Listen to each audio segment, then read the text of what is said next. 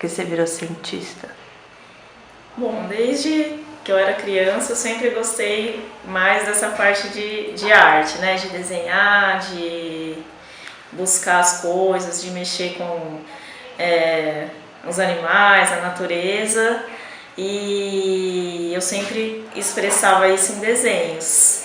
E aí, na época, né, da escola, do colégio, eu fui estudando, não sabia direito o que eu queria e eu comecei a fazer a biologia, mas também queria fazer alguma outra, um outro curso ligado também à arte, né, ao desenho.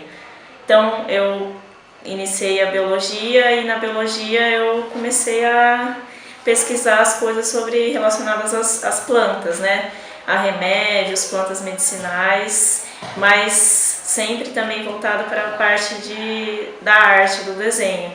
Então, eu acho que virei cientista porque eu gostaria de trazer uma inovação, alguma coisa nova para a sociedade. Então, seu avô, qual é a influência dele na sua ciência? Bom, meu avô, né, esse ano ele completou 100 anos de idade e ele e a minha avó, eles sempre influenciaram bastante nessa questão da busca, né, pelo conhecimento, por coisas novas. E meu avô sempre contou muitas histórias da vida dele.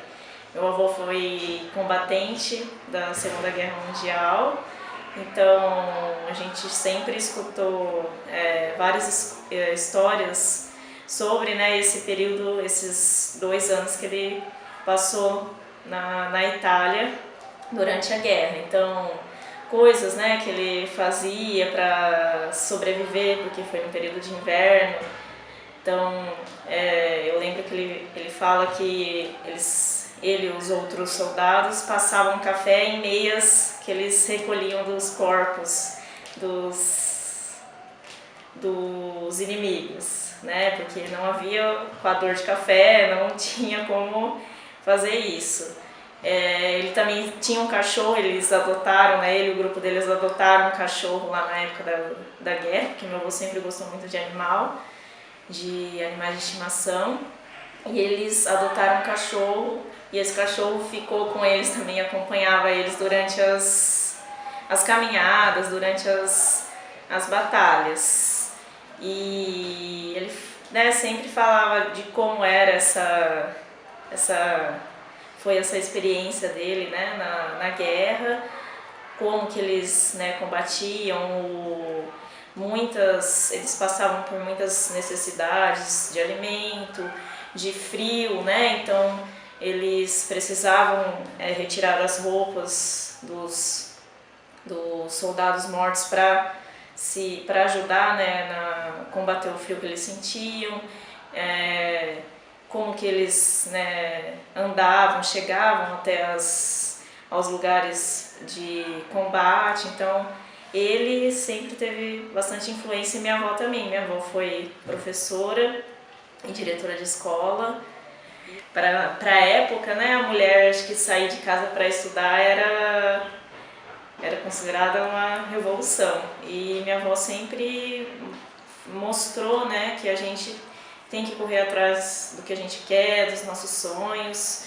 E eu acho que ela foi uma ótima também profissional, né? Ela é uma ótima mulher, e eu acho que essa influência dela também de sempre buscar o conhecimento, né? Ela sempre que nós íamos na casa dos meus avós, havia, né, uma casa grande com bastante planta, bastante quintal, animais, livros também. Então minha avó sempre incentivou a gente a ler enciclopédias, revistas e outros livros, e eu acho que eles tiveram grande influência nessa minha busca aí pela ciência e pela arte também, né, em busca do conhecimento. Os navegadores são cientistas? Os alunos, né, fizeram esse questionamento, se os navegadores eram cientistas. Eu falei, perguntei, né, será que eles eram? Eles não buscavam algo novo, mas não tinham, né, tanto conhecimento sobre o que eles buscavam, mas mesmo assim eles saíam aí mar afora e chegavam em algum lugar. Então eles eram cientistas, né? Eles observavam, né, o ambiente ao redor deles, anotavam, faziam anotações, desenhos. Então nós temos, né, os registros de alguns desses documentos, e eles eram cientistas porque eles buscavam algo que ainda não se conhecia. Então isso os tornava cientistas.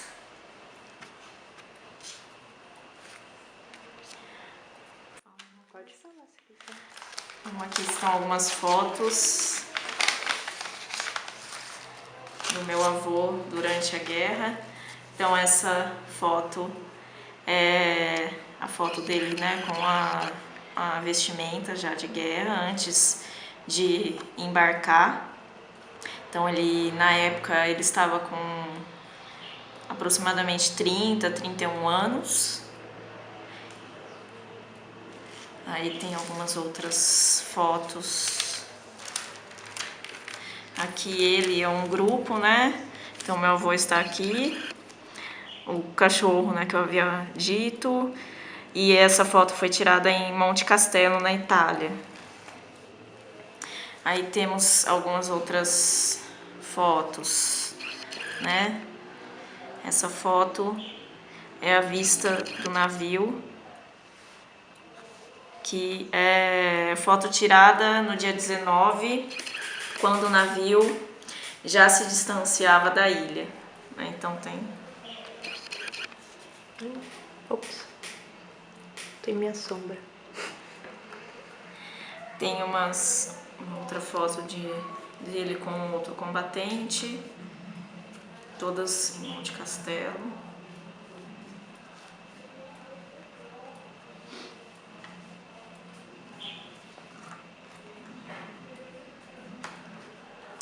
Essa foto também deles no navio embarcando para a Itália. Essa é a foto de um contra-torpedeiro de nome Bauru, que iria para a Segunda Guerra. A foto de um outro combatente também. Essa foto também, se fosse um pouco maior, né? Tá muito bonita. E aqui tem uma das medalhas que ele, né, usava no uniforme, uma medalha da Força Expedicionária Brasileira, da FEB, de 1944.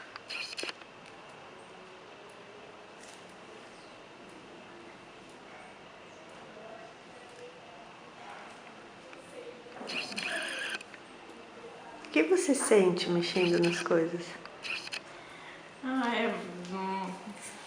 Não sei, o sentimento assim de ter, né, nas mãos um pouco da história, né, não só da história do meu avô, mas da história do Brasil e do mundo.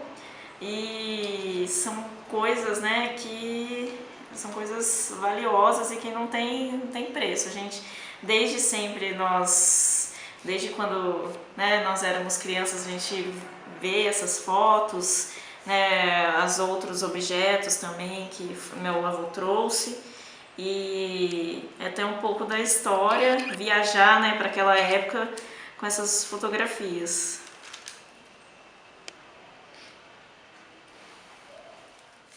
Não, acho que até essa questão do humor dele que fez com que ele vivesse tantos anos, né? A única sequela física que ele ficou da guerra foi um pouco de surdez nos dois ouvidos, né? Que desde que ele retornou da guerra ele precisou usar aparelho.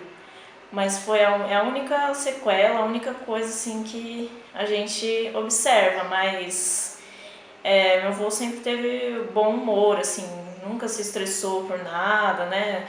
Por trabalho, por coisas familiares. Minha mãe e meus tios falam que ele sempre foi um pai também muito tranquilo, não ficava bravo só em casos assim extremos, então Meu avô sempre foi essa pessoa bem-humorada e tranquila. Acho que é isso que também trouxe ele até, né, os 100 anos de idade. Ele foi, né, como um mecânico de carros de guerra, né, que combateriam na guerra. Ele tem um diploma porque todos os soldados que iam tinham que ter alguma função, né, dentro do exército. Então a dele, ele tinha um diploma para caso precisasse de mecânico. Ele combateu na Revolução de 1932 e antes disso também ele viveu um tempo em Ribeirão Preto e ele foi jogador do Botafogo de Ribeirão Preto. Então eu não sei bem a história um pouco antes, né, da guerra e antes do casamento com a minha avó. Meu avô nasceu em Ouro Fino, Minas Gerais. E aí, pequeno, acho que ele foi para Presidente Alves, que é perto de Marília, no interior de São Paulo. E minha avó nasceu em Presidente Alves. Eles se conheceram lá em Presidente Alves mesmo. Aí ele foi convocado, né, para a guerra. Minha avó continuou em Presidente Alves, eles já namoravam. E quando ele voltou da guerra, eles se casaram, não sei exatamente quanto tempo depois, e foram para Pirajuí. Ela foi, né, para a faculdade enquanto eles estavam namorando. Então ela morava em São Paulo, né, para fazer a faculdade, e aos finais de semana ela voltava de trem para Presidente Alves. E aí, né, eles se casaram faz 66 anos, foi em 1948. Então foram 3 anos após o retorno da guerra. E aí logo já nasceram, né, os filhos. Meus avós tiveram 5 filhos. E como é que você veio para Araraquara? Então, eu fiz faculdade de biologia e na época, né, quando eu fazia a iniciação científica, o estágio, a gente tinha um convênio, né, uma equipe aqui também em Araraquara, no Instituto de Química da Unesp. Então, para realizar a parte prática do trabalho, tinha que vir até Araraquara no Instituto de Química. E foi a partir daí então que eu comecei a ficar aqui por mais tempo para realizar essa atividade prática. Eu passei, né, na prova do mestrado pela Unesp de Botucatu, mas a parte prática continuava mais aqui em Araraquara e Bauru. E eu também conheci o meu namorado aqui em Araraquara, que ele mora aqui em Araraquara com os pais, mas a família dele toda é de Bauru.